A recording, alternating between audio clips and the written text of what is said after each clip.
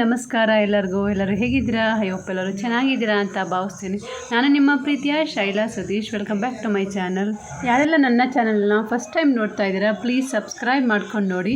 ಹಾಗೆಯೇ ಪಕ್ಕದಲ್ಲಿ ಇರೋಂತಹ bell button press ಮಾಡಿ ಸೊ ದಟ್ ನಾನು ವಿಡಿಯೋ ಹಾಕಿದ ತಕ್ಷಣ ನಿಮಗೆ ನೋಟಿಫಿಕೇಷನ್ ಬರುತ್ತೆ. ಅದಕ್ಕೋಸ್ಕರ ಓದ್ ಲಾಗಲ್ಲಿ ಹೇಳಿದ್ದೆ ನಾನು ನಮ್ಮ ಚಿಕ್ಕ ಮಾವನ ಮಗಂದು ಅಂದರೆ ನನ್ನ ಮೈದನದ್ದು ಮದುವೆ ಇದೆ. ಸೊ ಆ ಒಂದು ಲಾಗನ್ನು ನಾನು ನಿಮ್ಮ ಜೊತೆ ಅರ್ಧ ಶೇರ್ ಮಾಡಿದ್ದೆ, ಅಂದರೆ ರಿಸೆಪ್ಷನ್ ಲಾಗನ್ನು ಶೇರ್ ಮಾಡಿದ್ದೆ. ಬಟ್ ಮದುವೆಯ ಒಂದು ದಿನದ ಲಾಗನ್ನು ನಾನು ಶೇರ್ ಮಾಡಿರಲಿಲ್ಲ.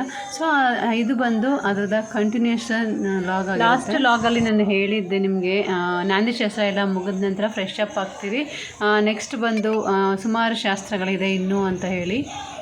ಸೊ ಇವಾಗ ಎಲ್ಲರೂ ರೆಡಿ ಆಗ್ತಾ ಇದ್ವಿ. ನನ್ನ ಸಿಸ್ಟರ್ ಅಂದರೆ ಸಿಸ್ಟರ್ ರೂಪಾ ಅಂತ ಹೇಳಿ, ಅವಳು ನನಗೆ ಸ್ಟೆಪ್ ಜಡೆ ಹಾಕೊಡ್ಲು.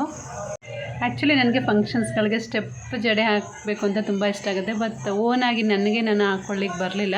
ಹಾಗಾಗಿ ನನ್ನ ಸಿಸ್ಟರ್ ಹತ್ರ ಹಾಕಿಸ್ಕೊಂಡೆ. ಅವಳದು ಕೂಡ ಒಂದು ಲಾಗ್ ಇದೆ, ರೂಪಾ ಕ್ರಿಯೇಟಿವ್ ಲಾಗ್ ಅಂತ ಹೇಳಿ. ಯಾರೆಲ್ಲ ನನ್ನ ಚಾನೆಲ್ನ ನೋಡ್ತಾ ಇದ್ದೀರಾ ಹಾಗೆಯೇ ಅವಳಿಗೂ ಕೂಡ ಸಪೋರ್ಟ್ ಮಾಡಿ. ಸೊ ನಾನು ಬಂದು ಈ ರೀತಿ ರೆಡಿಯಾಗಿದ್ದೆ, ಯಾವ ರೀತಿ ಕಾಣಿಸ್ತಾ ಇದ್ದೀನಿ ಅಂತ ಕಮೆಂಟ್ ಮಾಡಿ. ನೆಕ್ಸ್ಟ್ ನಾವು ದೇವ್ರ ತರಲಿಕ್ಕೆ ಅಂತ ಹೋಗಬೇಕಾಗಿತ್ತು, ಬಟ್ ಸ್ವಲ್ಪ ಲೇಟಾಗೇ ಬಿದ್ದಿತ್ತು ಇದೆಲ್ಲ. ಯಾಕಂದರೆ ದಾರೆ ಟೈಮಿಂಗ್ಸ್ ಎಲ್ಲ ಸ್ವಲ್ಪ ಲೇಟಾಗಿ ಬಿದ್ದಿತ್ತಲ್ವ. ಸೊ ಅದನ್ನೆಲ್ಲ ಸ್ವಲ್ಪ ನಿಧಾನಕ್ಕೆ ಮಾಡೋಣ, ಫಸ್ಟ್ ತಿಂಡಿ ಎಲ್ಲ ತಿಂದ್ಕೊಳ್ಳಿ ಅಂತ ಹೇಳಿದ್ರು. ಹಾಗಾಗಿ ತಿಂಡಿ ಎಲ್ಲ ಮುಗಿಸ್ಕೊಂಡು ನಾವು ದೇವ್ರ ತರಲಿಕ್ಕೆ ಅಂತ ಹೋದ್ವಿ. ಈ ಮದುವೆದು ಒಂದು ಡೀಟೇಲ್ ವಿಡಿಯೋನ ನಾನು ಮಾಡಿದ್ದೀನಿ, ಯಾಕಂದರೆ ನಮ್ಮ ಒಂದು ಪದ್ಧತಿಗಳು ಹಾಗೆ ನಮ್ಮ ಶಾಸ್ತ್ರಗಳು ಇದು ಎಲ್ಲ ಹೇಗಿರುತ್ತೆ ಅನ್ನೋದನ್ನು ನಾನು ನಿಮ್ಮ ಜೊತೆ ಶೇರ್ ಮಾಡಬೇಕು ಅಂತ ಅನ್ನೋ ಉದ್ದೇಶ ಅಷ್ಟೇ. ನಮ್ಮ ಕಡೆ ಎಲ್ಲ ದೇವ್ರ ತರೋದು ಅಂತ ಹೇಳ್ತೀವಿ, ಕೆಲವು ಕಡೆ ಎಲ್ಲ ಗಂಗೆ ತರೋದು ಅಂತ ಹೇಳ್ತಾರೆ. ನೀವೆಲ್ಲ ಏನು ಹೇಳ್ತೀರಾ ಈ ಒಂದು ಶಾಸ್ತ್ರಕ್ಕೆ ಅಂತ ಕಮೆಂಟ್ ಮಾಡಿ ತಿಳಿಸಿ. ಸೊ ಈ ಒಂದು ಶಾಸ್ತ್ರ ಹೇಗೆಲ್ಲ ನಡೆಯುತ್ತೆ ಅನ್ನೋದನ್ನು ನಾನು ನಿಮ್ಮ ಜೊತೆ ಶೇರ್ ಮಾಡ್ತೀನಿ.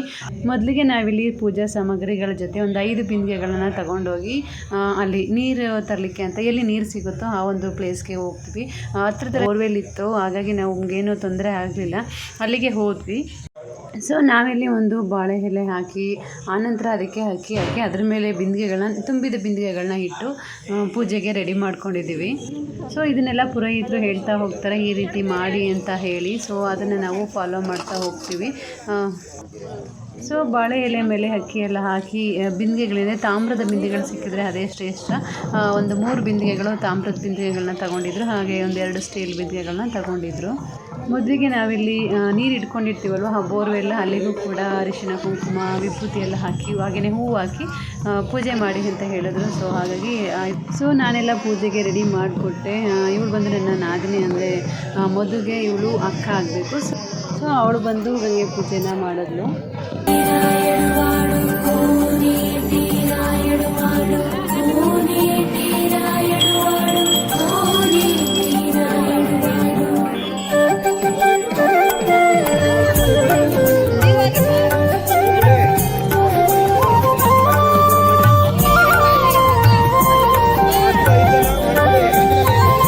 ಸೊ ನೆಕ್ಸ್ಟ್ ಬಂದು ಹುಡುಗನ ತಂದೆ ತಾಯಿ ಹಾಗೆಯೇ ಹುಡುಗಿಯ ತಂದೆ ತಾಯಿ ಕೈಯಲ್ಲಿ ಅವರು ಪೂಜೆ ಎಲ್ಲ ಮಾಡಿಸ್ತಾರೆ ಈ ಬಿಂದಿಗೆಗಳಿಗೆ. ಇಲ್ಲಿ ಬಂದು ನಮ್ಮ ಚಿಕ್ಕತ್ತೆ ಚಿಕ್ಕ ಮಾವ ಅವರು ಕೂಡ ಪೂಜೆ ಎಲ್ಲ ಮಾಡಿದ್ರು, ಹಾಗೆಯೇ ಹುಡುಗಿಯ ತಂದೆ ತಾಯಿ ಕೂಡ ಪೂಜೆ ಎಲ್ಲ ಮಾಡಿದ್ರು. ಸೊ ಈ ಬಿಂದಿಗೆಗಳನ್ನು ಹುಡುಗಿಯ ತಂದೆ ತಾಯಿ ಒಂದು ಇಟ್ಕೋಬೇಕು, ಹಾಗೆಯೇ ಹುಡುಗನ ತಂದೆ ತಾಯಿ ಅವರು ಒಂದು ಇಟ್ಕೋಬೇಕಾಗುತ್ತೆ. ಹಾಗೆಯೇ ಹುಡುಗನ ತಂಗಿ ಅಥವಾ ಅಕ್ಕ ಯಾರಿದ್ದಾರೆ ಸಹೋದರಿ, ಅವರು ಕೂಡ ಒಂದು ಒಡಟನ್ ಗಿಡ್ನಿ ಅಂತ ಹೇಳ್ತಾರೆ ನಮ್ಮ ಕಡೆ. ಆ ರೀತಿ ಸಹೋದರಿಯರು ಇರ್ತಾರಲ್ಲ ಅವರು ಆ ಒಂದು ಬಿಂದಿಗೆನ ಇಟ್ಕೋಬೇಕಾಗತ್ತೆ. ಸೊ ಅವರು ಎಲ್ಲ ಪೂಜೆ ಎಲ್ಲ ಮಾಡಿದ ನಂತರ ನಾವು ಒಂದು 5 ಜನ ಕಳಸಗಳಿಗೆ ಪೂಜೆ ಎಲ್ಲ ಮಾಡಿ ಆರತಿ ಎಲ್ಲ ಮಾಡಿದ್ವಿ. ಸೊ ಇವಾಗೆಲ್ಲ ಸ್ವಲ್ಪ ನಾವು ಸಿಸ್ಟರ್ಸೇ ಜಾಸ್ತಿ ಶಾಸ್ತ್ರಗಳಿಗೆ ಸಿಗ್ತಾ ಇದ್ದೀವಿ. ನಮ್ಮ ಫಂಕ್ಷನ್ಸಲ್ಲಿ ನಮ್ಮದೇ ಒಂದು ಮೇಯ್ನ್ ಆಗಿರುತ್ತೆ, ಹಾಗಾಗಿ ಎಲ್ಲ ಕಡೆಯೂ ನಾವೇ ಶಾಸ್ತ್ರಗಳನ್ನು ಮಾಡಬೇಕಾಗತ್ತೆ. ಸೊ ಇದಾದಮೇಲೆ ನಾನು ಹುಡುಗಿ ತಂದೆ ತಾಯಿ ಹಾಗೆ ಹುಡುಗನ ತಂದೆ ತಾಯಿಗೆ ಅರಿಶಿನ ಕುಂಕುಮ ಮತ್ತು ಅಕ್ಷತೆ ಯಾರಾದರೂ ಕೊಡಿ ಅಂತ ಹೇಳಿದ್ರು. ಸೊ ಅವ್ರಿಗೆ ಅರಿಶಿನ ಕುಂಕುಮ ಎಲ್ಲ ಹಾಕಿ ಅಕ್ಷತೆನ ಇಟ್ಟೆ.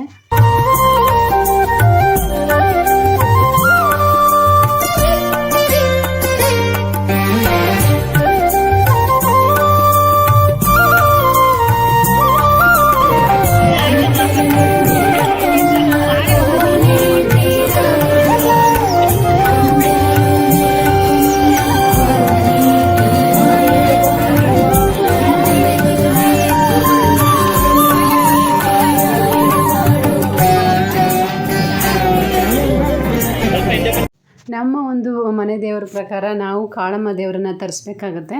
ಬಟ್ ನಾವು ಕಾಳಮ್ಮ ದೇವರನ್ನ ತರಿಸ್ಬೇಕಾದ್ರೆ ಒಂದು ಚಿಕ್ಕ ಹುಡುಗ ಮೀಸೆ ಬಂದಿರಲ್ವಲ್ಲ, ಆ ರೀತಿ ಒಂದು ಬಾಲ ಯುವಕನನ್ನು ನಾವು ಕರೆದು ಅವನ ಕೈಯಲ್ಲಿ ನಾವು ಕಾಳಮ್ಮ ದೇವರನ್ನು ತರಿಸ್ತೀವಿ. ಬಟ್ ಅವ್ರ ಕಡೆ ಏನಂದರೆ ಈ ರೀತಿ ಹುಡುಗಿಯ ಸಹೋದರರ ಕೈಯಲ್ಲಿ ಅವರು ಕಾಳಮ್ಮನ ತರಿಸ್ತಾರೆ. ಬಟ್ ಅವರ ಒಂದು ಪದ್ಧತಿಗಳನ್ನ ನಾವು ರೆಸ್ಪೆಕ್ಟ್ ಮಾಡಬೇಕಲ್ವ, ಸೊ ಹಾಗಾಗಿ ಅವರೇನೇ ತಂದರು. ಸೊ ನಾವು ಬಾಲ ಯುವಕನನ್ನು ತರಿಸುವಾಗ ಅವನಿಗೆ ಸೀರೆ ಹಾಕಿ ಹುಡುಗಿ ಥರನೇ ಡ್ರೆಸ್ ಮಾಡಿ ನಾವು ಬಾಲ ಯುವಕನ ಹತ್ರ ನಾವು ಕಾಳಮ್ಮನ ತರಿಸ್ತಾ ಇದ್ವಿ.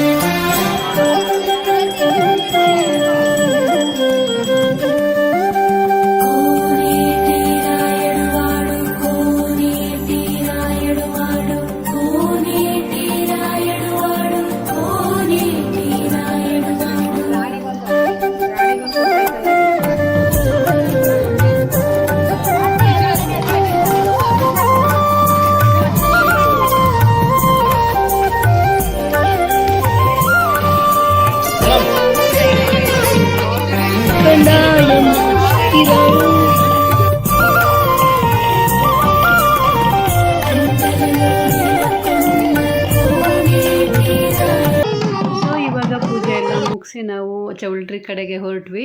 ಸೊ ಕೆಲವರಿಗೆ ಇದರಲ್ಲಿ ದೇವ್ರು ಬಂದ್ಬಿಡುತ್ತೆ, ಬಟ್ ಇಲ್ಲಿ ಯಾರಿಗೂ ದೇವ್ರು ಬರಲಿಲ್ಲ.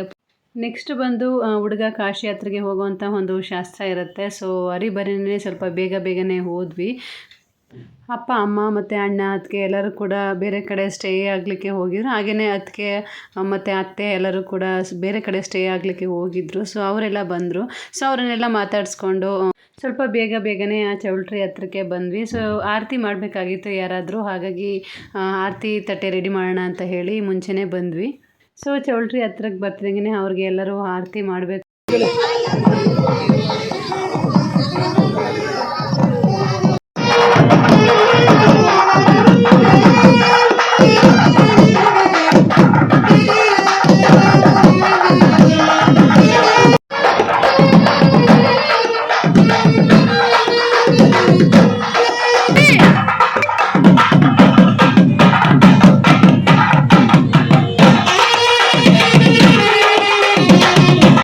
ಸೊ ದೇವ್ರ ತಂದವರೆಲ್ಲ ಚೌಲ್ಟ್ರಿ ಹತ್ರಕ್ಕೆ ಬಂದಮೇಲೆ ನಾವು ಎಲ್ಲರೂ ಒಂದು 5 ಜನ ಸೇರಿ ಅವ್ರಿಗೆ ಆರತಿನ ಮಾಡಿದ್ವಿ.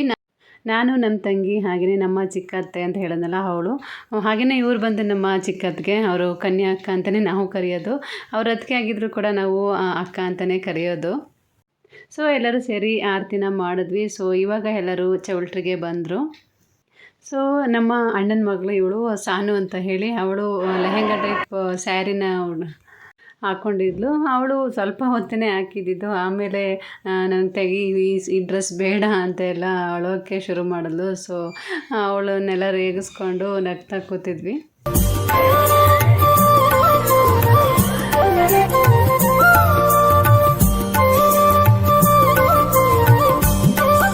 ನೆಕ್ಸ್ಟ್ ಹುಡುಗನ ಕಾಶಿ ಯಾತ್ರೆಗೆ ಕರ್ಕೊಂಡು ಹೋದರು. ಸೊ ಹುಡುಗನ ನಮ್ಮ ಕಡೆ ನಾವು ಈ ರೀತಿಯಾಗಿ ರೆಡಿ ಮಾಡ್ತೀವಿ. ಕಾಶಿ ಯಾತ್ರೆಗೆ ಹೋಗುವಾಗ ಕೆಲವು ಕಡೆ ಬೇರೆ ಥರ ಪದ್ಧತಿಗಳಿರುತ್ತೆ, ಬಟ್ ನಮ್ಮ ಕಡೆ ಈ ರೀತಿ ಕೆಲವರು ಆಶ್ಚರ್ಯ ಪಟ್ಕೋತಾರೆ, ಏನು ಗೆಜ್ಜೆ ಎಲ್ಲ ಹಾಕಿದ್ದೀರಾ, ಕಣ್ಕಪ್ಪೆಲ್ಲ ಹಾಕಿದ್ದೀರಾ ಹುಡುಗನಿಗೆ ಅಂತ ಹೇಳಿ. ಬಟ್ ನಾವು ನಡೆಸುವಂಥ ಪದ್ಧತಿ ಇದು. ಸೊ ಹಾಗಾಗಿ ಎಲ್ಲದನ್ನು ಹಾಕಿ ಈ ರೀತಿ ರೆಡಿ ಮಾಡಿ ಕರ್ಕೊಂಡು ಬರ್ತೀವಿ.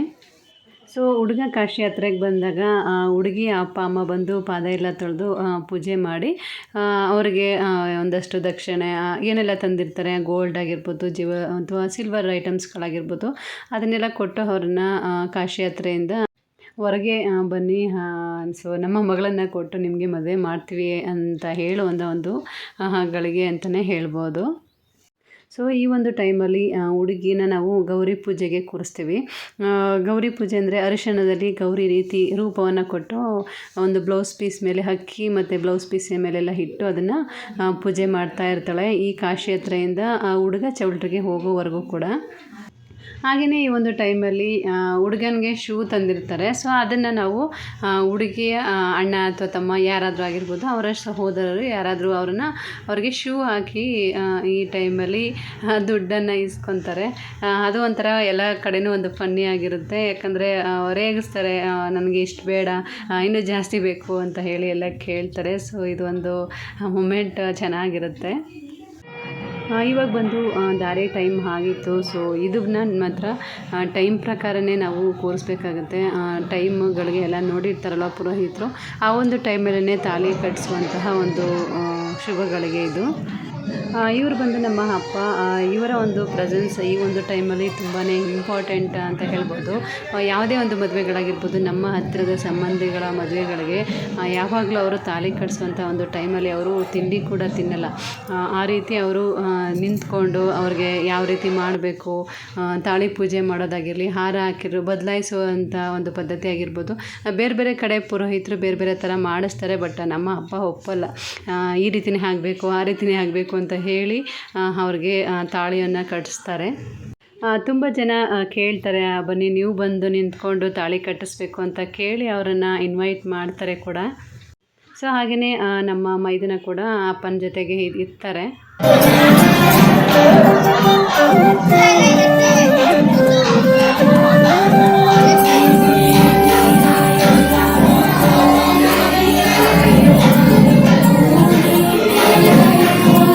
ಸೊ ಮಾಂಗಲ್ಯ ಧಾರಣೆ ಎಲ್ಲ ಆದಮೇಲೆ ಸಪ್ತಪದಿ ಆಯಿತು. ಸೊ ಸಪ್ತಪದಿ ಮುಂಚೆನೇ ಕಾಲುಂಗುರನ ಹುಡುಗನ ಕೈಯಲ್ಲಿ ಹುಡುಗಿಗೆ ತೊಡಿಸಿ ಆನಂತರ ಸಪ್ತಪದಿಯನ್ನು ಮಾಡಿಸಿದ್ರು. ದೇವರ ಸಾಕ್ಷಿಯಾಗಿ ಪತಿ ಮತ್ತು ಪತ್ನಿ ಇಬ್ಬರು 7 ಹೆಜ್ಜೆಗಳನ್ನು ಇಡುವಂತಹ ಒಂದು ಸಂದರ್ಭ ಇದು. ಕಾಯ ವಾಚ ಮನಸ ನಾವು ಜೊತೆಗಿರೋಣ, ಕಷ್ಟ ಬರಲಿ ಸುಖ ಬರಲಿ ನಾವಿಬ್ಬರು ಒಂದಾಗಿರೋಣ, ಸ್ನೇಹಿತರಾಗಿರೋಣ ಅಂತ ಹೇಳುವಂತಹ ಒಂದು ಸಂದರ್ಭ ಇದು. 7 ಹೆಜ್ಜೆಗಳು 7 ಅರ್ಥಗಳನ್ನು ಕೊಡುತ್ತೆ. ಸೊ ಅದನ್ನೆಲ್ಲ ಡೀಟೇಲ್ ಆಗಿ ಇವಾಗ ಹೇಳಕ್ಕೆ ಹೋದರೆ ತುಂಬಾ ಟೈಮ್ ಆಗುತ್ತೆ ಅಂತ ಹೇಳ್ತೀನಿ. ಸದ್ಯಕ್ಕೆ ಇಷ್ಟು ಸಾಕು ಅಂತ ಅನ್ಕೋತೀನಿ. ಸೊ ಹಾಗೆಯೇ ಮಾಂಗಲ್ಯ ಧಾರಣೆ ಮತ್ತು ಸಪ್ತಪದಿ ಎಲ್ಲ ಮುಗಿದ್ಮೇಲೆ ನಾವು ಊಟಕ್ಕೆ ಬಂದ್ವಿ. ಇವರು ಬಂದು ನಮ್ಮ ಅತ್ತಿಗೆ ಮಕ್ಕಳು. ಸೊ ಅವರೆಲ್ಲ ರೇಗಿಸ್ತಾಯಿದ್ರು, ನೀವು ಯೂಟ್ಯೂಬರ್ ಶೈಲ ಅಲ್ವಾ, ಹಾಗೆ ಹೀಗೆ ಅಂತ ಹೇಳಿ. ಸೊ ಬಸ್ಸೇ ಆಲ್ರೆಡಿ ಬಂದುಬಿಟ್ಟಿತ್ತು. ಸೊ ರಿಸೆಪ್ಷನ್ಗೆ ಹೋಗಲಿಲ್ಲ ನಾವು, ಜಸ್ಟ್ ಡ್ರೆಸ್ ಎಲ್ಲ ಚೇಂಜ್ ಮಾಡಿಕೊಂಡು ನೆಕ್ಸ್ಟ್ ನಮ್ಮ ಊರಿಗೆ ಹೊರಟ್ವಿ. ಸೊ ಇದಾಗಿತ್ತು ಇವತ್ತಿನ ನನ್ನ ಲಾಗ್. ಐ ಹೋಪ್ ನಿಮಗೆಲ್ಲ ಇಷ್ಟ ಆಗಿದೆ ಅಂತ ಭಾವಿಸ್ತೀನಿ. ಇಷ್ಟ ಆಗಿದರೆ ಪ್ಲೀಸ್ ಲೈಕ್ ಮಾಡಿ, ಶೇರ್ ಮಾಡಿ, ಕಮೆಂಟ್ ಮಾಡಿ, ಹಾಗೆಯೇ ಸಬ್ಸ್ಕ್ರೈಬ್ ಮಾಡ್ಕೊಳ್ಳೋದನ್ನು ಮರಿಬೇಡಿ. ಸಿಗೋಣ ಮತ್ತೊಂದು ವೀಡಿಯೋದಲ್ಲಿ. Till then bye, take care.